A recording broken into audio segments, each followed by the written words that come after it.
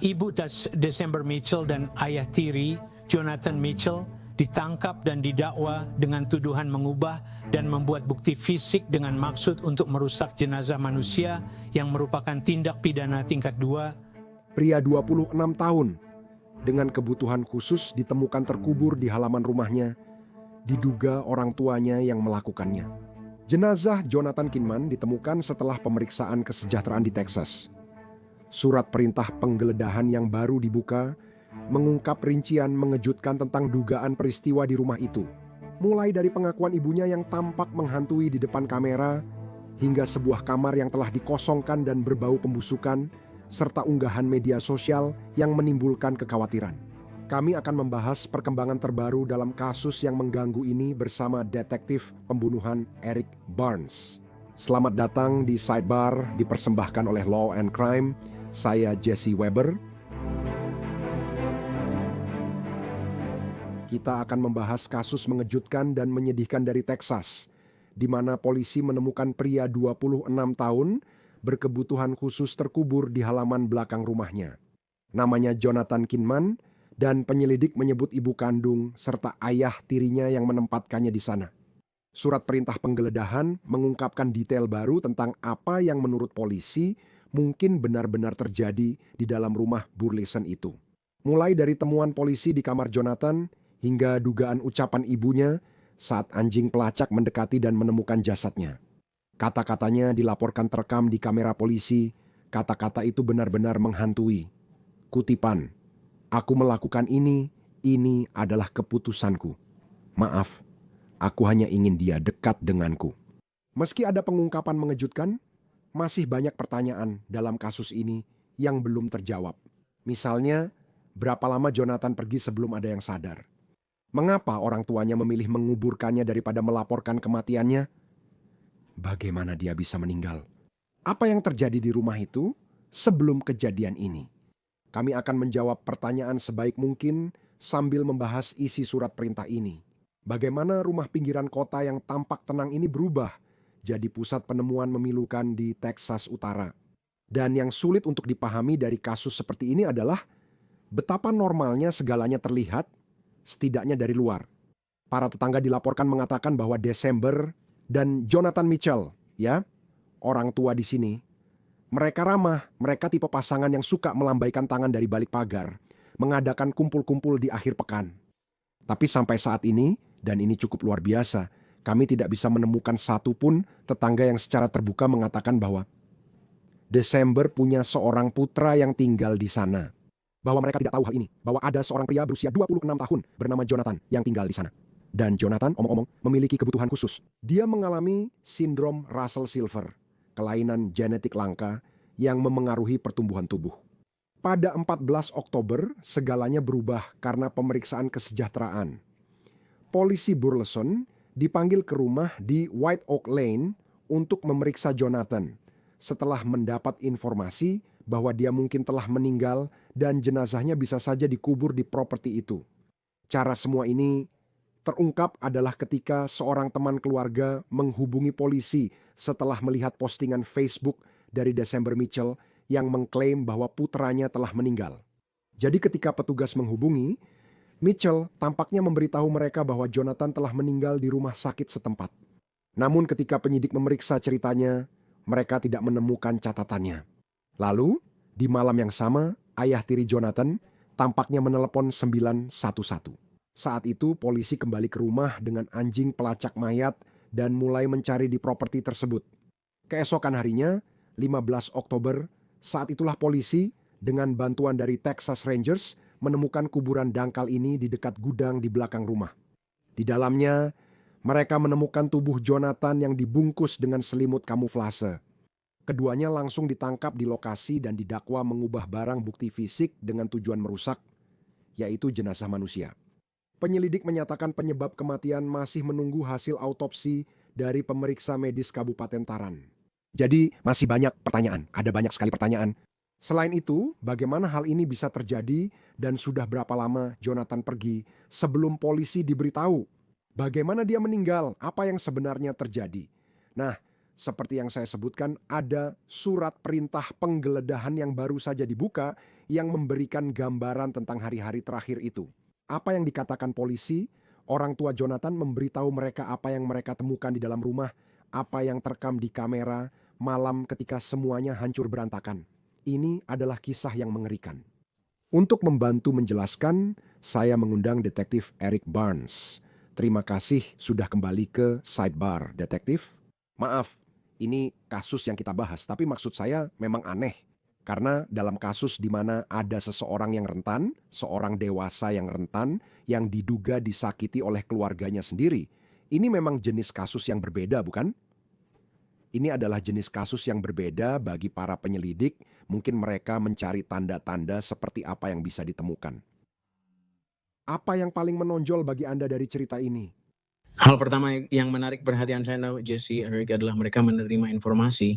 Jadi itu langsung mibikirain tahu daya bahwa ada seseorang yang terlibat dalam hal ini yang mengalami momen kelemahan, yang benar-benar membocorkan informasi tersebut. Ini bagus untuk detektif karena mereka punya pihak independen yang tahu beberapa fakta kasus ini.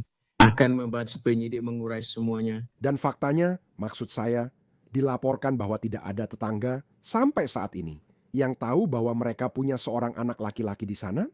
Mereka mungkin tidak tahu punya anak laki-laki, tapi anaknya ada di sana. Apa artinya bagi Anda? Artinya mereka sangat menjaga profil rendah. Entah dia dikurung di dalam rumah atau bahwa dia sudah berada di halaman belakang untuk waktu yang sangat lama.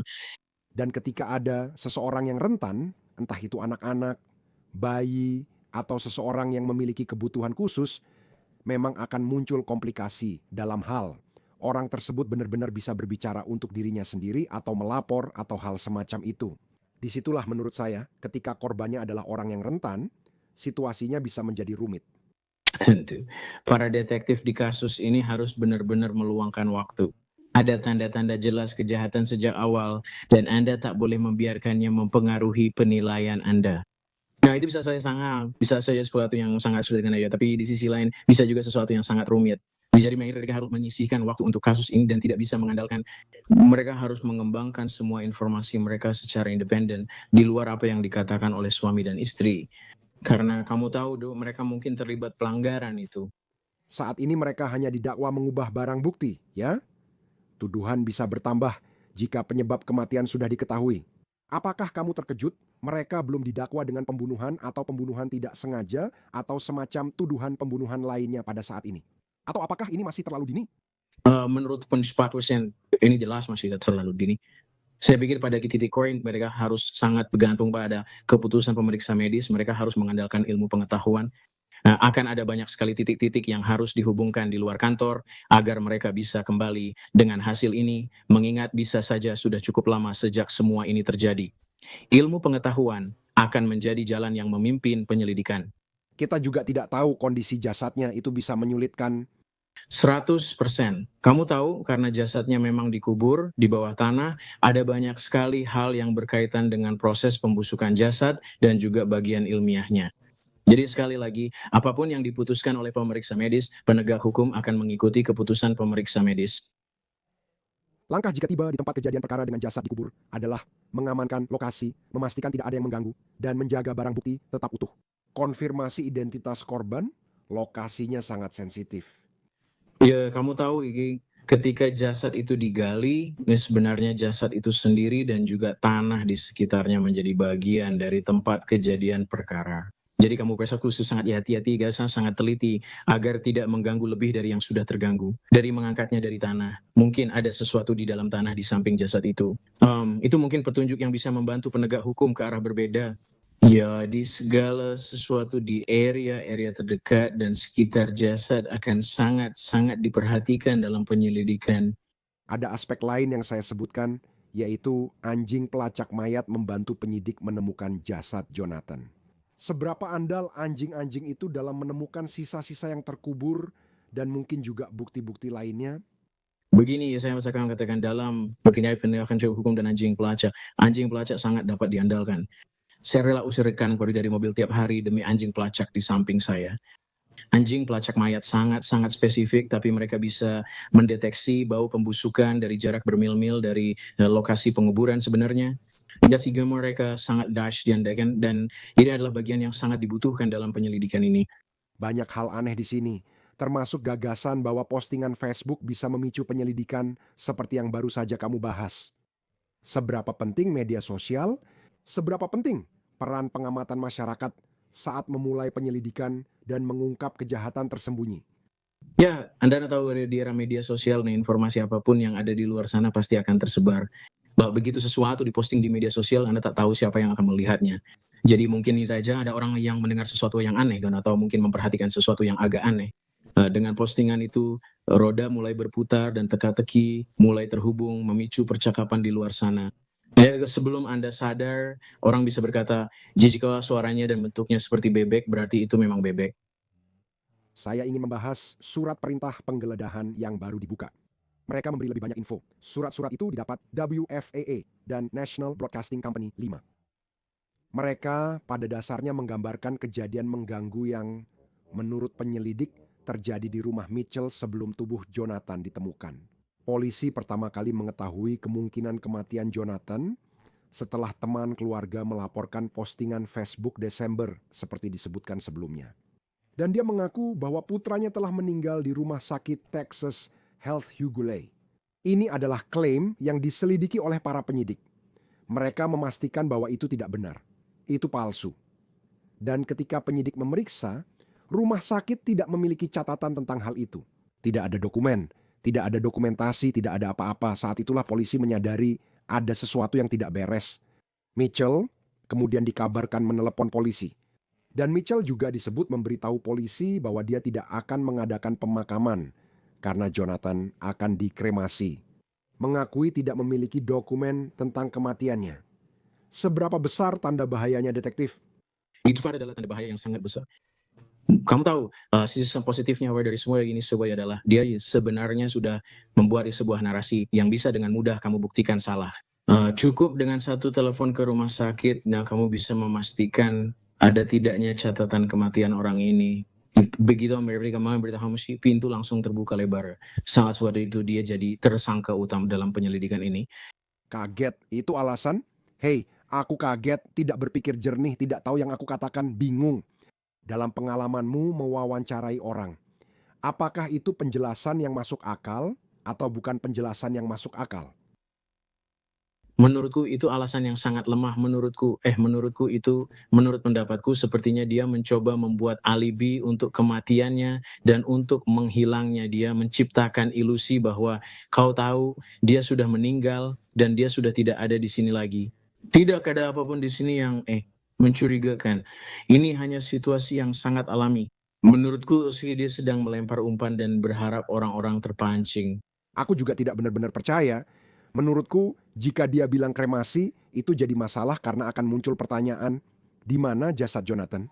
Oh, jadi itu alasan jasadnya tidak ada bukan karena dikubur di halaman. Maksudku, detail spesifik tentang menyebut kremasi itu, jaksa akan bilang itu sangat memberatkan. Ya, saya setuju 100%. Kamu tuh udah mengubur orang yang dicintai di halaman belakang. Saya tidak bilang itu tidak pernah terjadi sebelumnya, tapi itu sangat aneh dan sangat jarang dilakukan seseorang. Itu sepertinya sangat sesuai dengan kamu mencoba melakukan sesuatu tanpa menimbulkan kecurigaan, tanpa menarik banyak perhatian pada situasimu. Jadi menurutku semua tanda mengarah pada adanya kecurangan dalam kasus ini. Dan apakah kamu terkejut polisi menindaklanjuti itu? Apa maksudku? Kau tahu, jika orang tua mengatakan, kau tahu, anak mereka meninggal dan mereka meninggal di rumah sakit. Kapan polisi benar-benar akan menindaklanjuti hal itu dan memeriksa rumah sakit serta melihat apakah ada catatan di sana? Dibandingkan hanya mempercayai kata-kata keluarga saja? Seperti yang kami bilang sebelumnya, karena itu sudah diposting di media sosial. Saya percaya orang-orang yang dekat dengan keluarga, orang-orang yang ada di komunitas di sekitar keluarga, dan yang mengikuti perkembangan mereka mungkin menyadari hal itu. Ini adalah sesuatu yang aneh sedang terjadi di sini. Dan saya pikir ada sedikit lebih banyak cerita yang kau tahu ditambahkan oleh orang-orang yang memang mengikuti perkembangan yang bisa membantu polisi untuk menindaklanjutinya. Biasanya aku pikir posting saja aku udah kuat untuk menimbul gini kecurigaan. Tapi ketika saya mulai menambahkan orang luar yang mungkin punya informasi lebih, saya berpikir fakta-fakta itu saja udah memaksa kamu untuk mencari tahu, di mana anak itu. Mungkin dia ada di rumah terluka atau sesuatu. Jadi itu pasti sesuatu yang harus kamu tindak lanjuti. Saya juga pikir garis waktunya menarik karena kamu punya kejadian nanti malam. Kami sudah menyebut bahwa ayah tiri Jonathan yang menelpon 911. Dia dilaporkan mengatakan kepada pihak berwenang bahwa dia mengetahui istrinya telah mengubur anak laki-lakinya di halaman belakang. Tidak pasti kapan dia menyatakan tahu hal ini. National Broadcasting Company 5 melaporkan, surat perintah itu menyebutkan seorang teman keluarga memperingatkan pasangan tersebut. Jika mereka tak menelepon polisi, ia sendiri yang akan melakukannya. Itu adalah informasi menarik bagi detektif ini. Saya juga berpikir begitu. Saya pikir informasi dari luar Anda tahu itu akan sangat berharga untuk kasus ini. Cukupnya cari tahu kawan informasi dipertukarkan. Garis waktu sangat penting dan akan menyatukan kasus ini. Menurut saya, jika Anda melihatnya dalam garis waktu panjang dari postingan Facebook saat tetangga diberitahu, lalu tetangga itu maju dan berkata, lakukan yang benar atau saya yang akan lakukan. Hal itu sangat mempengaruhi tuntutan kasus ini ke depannya. Dan untuk memperjelas, meskipun mereka berdua didakwa, dan saya tidak tahu pasti, Anda pasti bertanya-tanya apakah ini awal dari saya tidak tahu apa yang dia lakukan. Dia bilang ke saya begini, Anda tahu, saya tidak tahu. Sekarang, seberapa berhasilkah itu? Apa maksud saya? Maksud saya, seberapa sering Anda melihat satu pengasuh atau orang tua berkata, saya tidak tahu apa yang istri atau suami saya lakukan. Namun, jika kita pikirkan tuduhannya, mereka mengubur wanita 26 tahun ini di halaman belakang. Saya juga belum tahu apakah ini akan jadi arah pembelaan, tapi rasanya sulit percaya dia melakukannya sendiri, bukan? Ya, 100%. Biasanya yang Anda lihat ketika ada beberapa pihak dalam suatu kejahatan adalah salah satu pihak pasti akan mulai meminimalkan, ingin sedikit meremehkan peran mereka.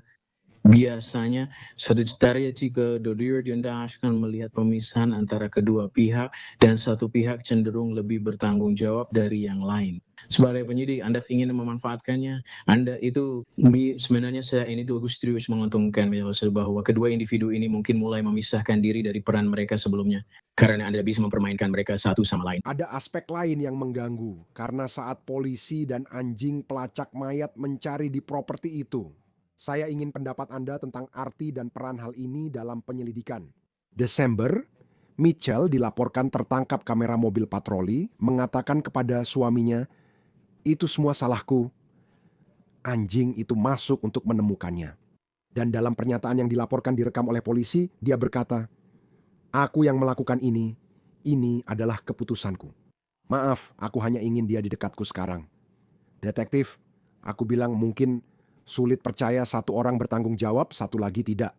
Bagaimana menurutmu tentang itu? Pernyataan-pernyataan itu cukup memberatkan. Menurutku, jelas. Sampai kamu punya fakta yang bisa menunjukkan sebaliknya, kamu harus menganggapnya sebagai, kamu tahu, petunjuk ke arah siapa yang paling terlibat. Sekarang aku juga percaya bahwa mungkin ada jeda waktu antara kejadian sebenarnya yang menyebabkan kematiannya dan juga penguburannya. Yang bisa membantumu membedakan, memang ada cukup waktu bagi dua pihak untuk membuat sebuah cerita.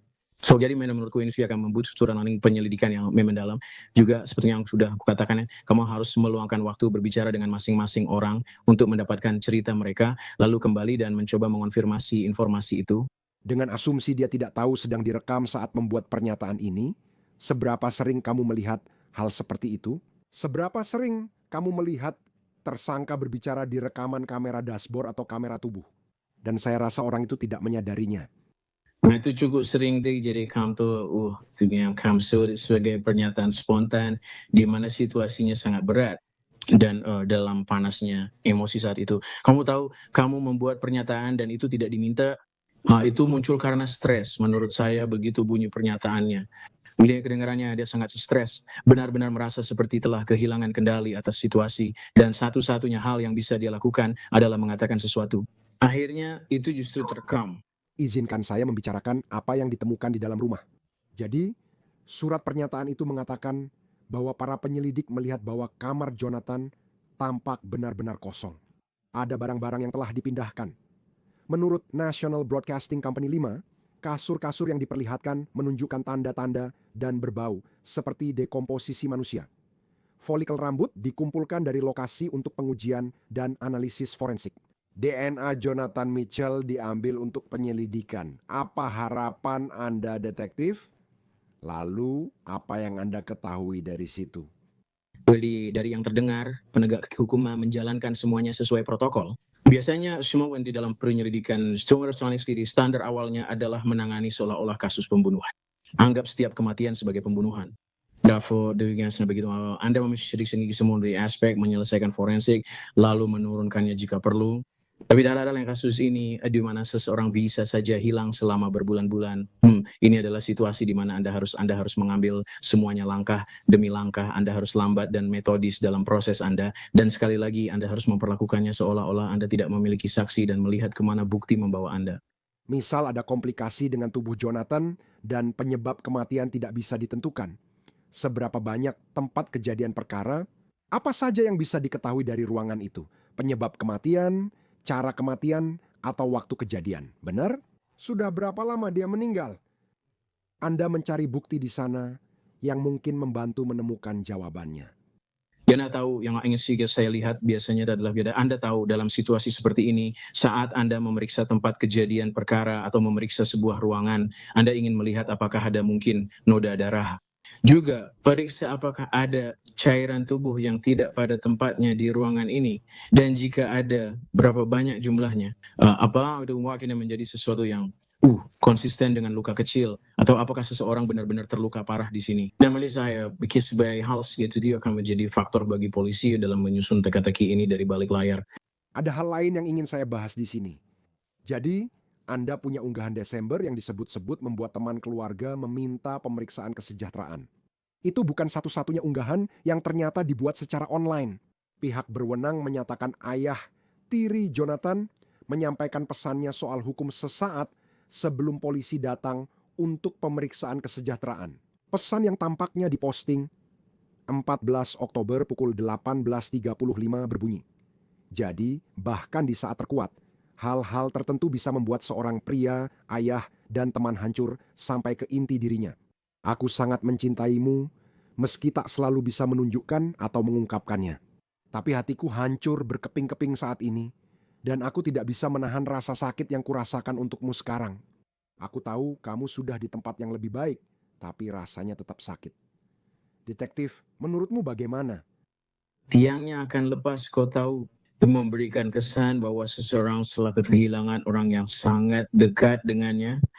Menurut saya sebagai detektif dan juga anggota penegak hukum yang menyelidiki ini penting untuk menindaklanjuti pernyataan itu. Saya perlu bicara dengan ayah tiri secara terpisah untuk mencari tahu apa yang terjadi saat itu. Dan juga sekali lagi unggahan itu adalah bagian berharga lainnya untuk melihat garis waktu ini. Untuk menentukan kapan dia benar-benar dikuburkan di halaman belakang, karena saya yakin banyak jawabannya ada di situ.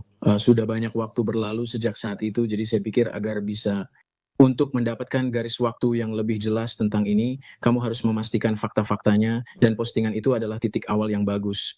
Saya ingin kembali ke hal lain karena ini sangat mengejutkan, lalu membahas insiden yang sangat mengganggu ini. Banyak hal seperti itu, tapi apa yang sebenarnya diketahui tetangga atau belum mereka tahu hingga minggu lalu? Pasangan ini, pasangan yang tinggal di sebelah, Desember dan Jonathan Mitchell, mereka tampak seperti yang saya sebutkan sebelumnya, tetangga yang benar-benar normal dan ramah. Betty dan Ula yang tinggal di dekat situ mengatakan kepada CBS Texas, "Kami pernah berbicara dengan mereka di halaman belakang, kami pernah berbicara dengan mereka di halaman depan, kami pernah melihat mereka mengadakan pesta di sana. Mereka tahu anak-anak saya selalu datang setiap minggu untuk makan malam." Saat polisi memeriksa rumah Mitchell pada 14 Oktober, tak ada yang tahu apa yang terjadi di sana. Nula berkata, "Kami tak pernah melihat anak itu, bahkan tak pernah mendengar ia punya anak. Kami tidak pernah melihat siapapun datang dan pergi bersama mereka. Yang selalu mereka bicarakan hanyalah putri mereka dan cucu mereka." Sekali lagi, detektif, kami sudah membicarakannya, bagaimana hal itu mungkin penting. Tetangga di sini memang berperan sebagai saksi penting. Dan saya juga berpikir jika mereka benar-benar melakukan kejahatan ini atau kejahatan lain, berapa sering Anda mewawancarai kenalan tersangka yang mengaku hal itu benar-benar di luar dugaan. Ini benar-benar berbalik. Wajah yang mereka tampilkan ke publik berbeda dari yang mereka tuduhkan. Saya rasa itu cukup umum. Yang terlihat itu adalah mereka benar-benar mengubah pola hidup mereka. Dan berbeda dengan mencoba menciptakan gaya hidup tertentu dan menampilkan gaya hidup tertentu. Dan sepertinya mereka sudah melewati titik untuk bahkan mengakui bahwa kamu tahu mereka punya seorang putra. Ya, dan menurut saya itu sangat besar artinya mendengar hal itu dari para tetangga, mendengar keterkejutan mereka karena kamu sedang membicarakan seseorang, orang pertama yang pernah mengalami mereka, menjalani gaya hidup mereka, bahkan pernah berkunjung ke rumah mereka. Seperti yang kamu bilang, ditambah kamar itu sudah dikosongkan, memberi kesan insiden itu telah terjadi dan mereka melanjutkan ke fase hidup berikutnya. Dan kalau saja tidak ada petunjuk itu, siapa yang tahu kita akan berada di mana? Dan polisi mungkin sedang mewawancarai para tetangga ini untuk mencari petunjuk. Apakah Anda melihat seseorang pindah? Apakah Anda melihat atau mendengar sesuatu benar? Jika semua ini terjadi, jika kita membicarakan tentang rumah ini di halaman belakang, para tetangga ini lagi, saya membayangkan mereka sedang diwawancarai oleh penegak hukum. Para tetangga ini mungkin sedang ditanyai dalam beberapa bulan terakhir tentang apapun yang dulu mereka anggap tidak penting, tapi mungkin sekarang menjadi penting. Benar? Ya? Bagaimana hasil wawancaranya? 100%. Wawancara-wawancara seperti itu akan sangat detail karena mereka akan menjadi mata dan telinga bagi penyidik. Apakah ada sesuatu yang menonjol sekarang? Mungkin sekarang bahkan setelah mengetahui situasi ini, apa yang kamu temukan hari ini dan dengan kehadiran penegak hukum di sini? Mau yang ada sesuatu yang benar-benar menonjol bagimu yang terasa tidak biasa dalam situasi ini. Setiap kali kamu bahkan menanyakan sesuatu kepada mereka tentang hal-hal tertentu dan mungkin jawaban atau respons mereka tidak tepat, semua itu akan sangat berpengaruh dalam hal ini. Karena ketika kamu membandingkan satu saksi dengan saksi lain, tetangga dengan tetangga lain, saya rasa kamu punya peran penting dalam teka-teki ini menandakan memang ada sesuatu yang terjadi di sini. Dan Detektif Barnes, salah satu alasan saya juga ingin mengundang Anda, selain keahlian luar biasa Anda di bidang ini dan apa yang seharusnya kita pikirkan adalah, saya yakin, sayangnya, Anda sudah sering berbicara dengan para korban, anggota keluarga, dan keluarga korban yang sudah meninggal. Keluarga ayah Jonathan, keluarga Kinman, mengeluarkan pernyataan dan menyebut situasi ini mimpi buruk nyata. Mereka berkata, kami sangat terkejut mendengar kabar Jonathan kami. Ini mimpi buruk bagi keluarga Kinman.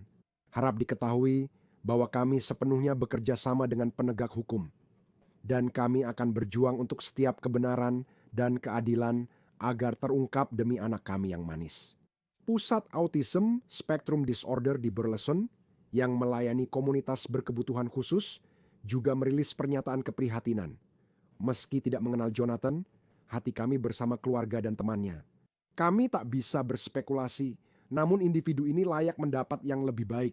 Kita sebagai komunitas, kota, dan negara bagian perlu hadir dan berbuat lebih baik untuk populasi rentan ini. Daftar tunggu 17 tahun untuk layanan dan program yang sering kekurangan dana seharusnya tidak dianggap normal. Hidup bersama orang tercinta berkebutuhan khusus adalah komitmen seumur hidup. Jadi kita perlu menyadari dan mendukung mereka serta keluarganya. Orang tercinta kita menua dan kebutuhan mereka berubah, tidak hilang begitu saja. Sekarang, detektif, izinkan saya bertanya. Jika Anda menyelidiki kasus ini, apa yang akan Anda katakan kepada keluarga ini? Informasi apa yang dapat Anda bagikan kepada mereka? Saya bisa katakan bahwa bagi saya berurusan dengan keluarga korban adalah situasi yang sangat sensitif dan sulit. Anda tahu, percakapan saya dengan keluarga ini hanyalah meminta mereka untuk memberi saya sedikit waktu. Anda tahu, Anda harus punya waktu karena saya ingin memastikan bahwa saya melakukannya dengan benar untuk Jonathan dan juga untuk kalian semua. Keluarga ini jelas menjadi korban.